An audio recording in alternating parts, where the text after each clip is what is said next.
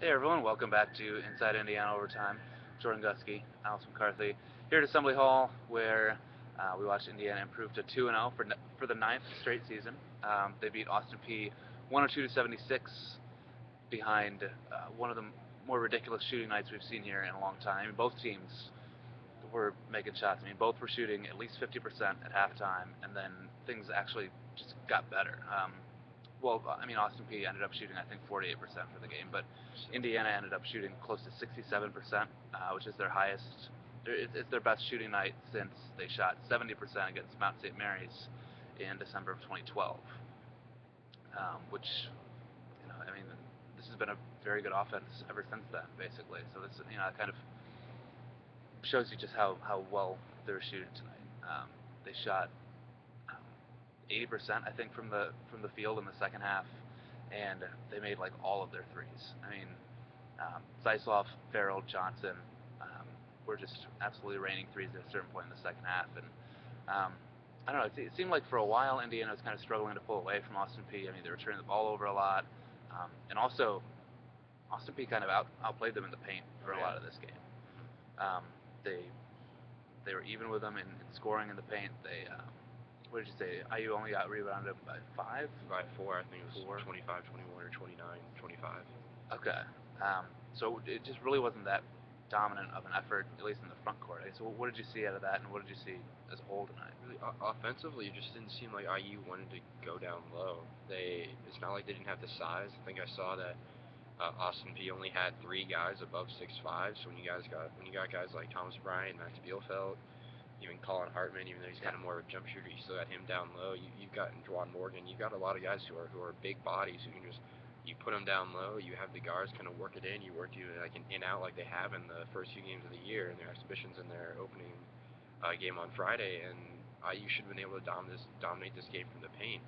And then early on, they started to rely a lot on the three-point shot, a lot on these long jumpers. Kind of like I wouldn't say that they were really being lazy on offense so much as they got comfortable not really penetrating, and then they stayed there. Now IU is a really good shooting team, so it didn't hurt them. They, as you said, they made a ton of their shots, and that's really the reason why they were able to score so many points. If you shoot that well, you're Yeah. gonna get the triple digits. If you make almost 60% of your threes, yeah. You're gonna do a pretty good job. So I'm just trying to say that like we know they're a really good shooting team, but I would also say in a way that they were kind of lucky that they were able to shoot so well, because we expect teams to shoot well in that maybe like 40% range, but they were able to shoot even much better than that, especially from Yeah. three. They were 8 for 10 in the second half.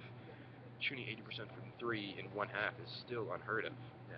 So it showed that this team can shoot the ball when they need to, but it's also maybe a bit of a warning because they might point back to this game as like, look, we can rely on our jump shots and still do really well. But I remember in high school watching, I think like a Baylor team who was really relying on the three a lot, and then when they got to like the Sweet 16 of the NCAA tournament or somewhere around there, they stopped making threes, and then they lost. So at some point, you're not going to make the shots, and you got to rely on that inside game, and Indiana's going to have to watch out for that. I think. Yeah, that's the danger of being a team that depends so much on the outside shot. I mean, Indiana's seen that in the past where there have been nights where when their shot doesn't fall, they can't win. I mean, you even look back all the way.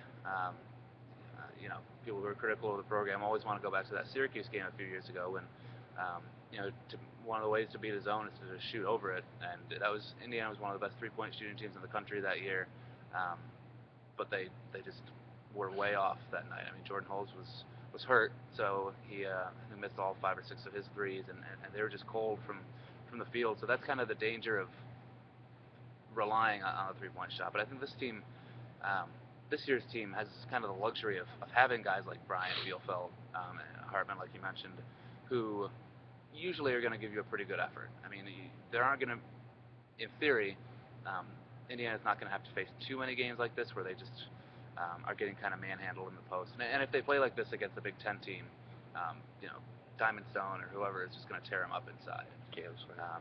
Caleb Swanigan, Purdue in general, all of Yeah. their, Hammonds, Haas, all of them. The famous Um, ones. yeah.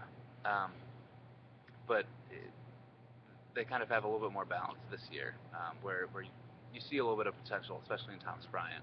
Um, So, if you're Indiana, you hope not to depend solely on the three-point shot.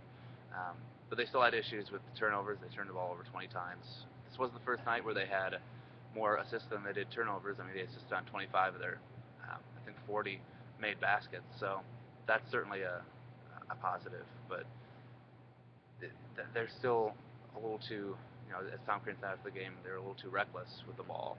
And it's not that, yeah, you're going to turn the ball over a lot when you run as fast as Indiana does on offense, but there's still so many kind of unforced turnovers where the ball just kind of flies out of Troy Williams' hand, or where someone steps over, or where someone steps on the baseline or travels or something like that. I mean, those are things that you would hope if you're Indiana that hopefully those things get worked out by like December, January, something like that, because those are just kind of dumb turnovers.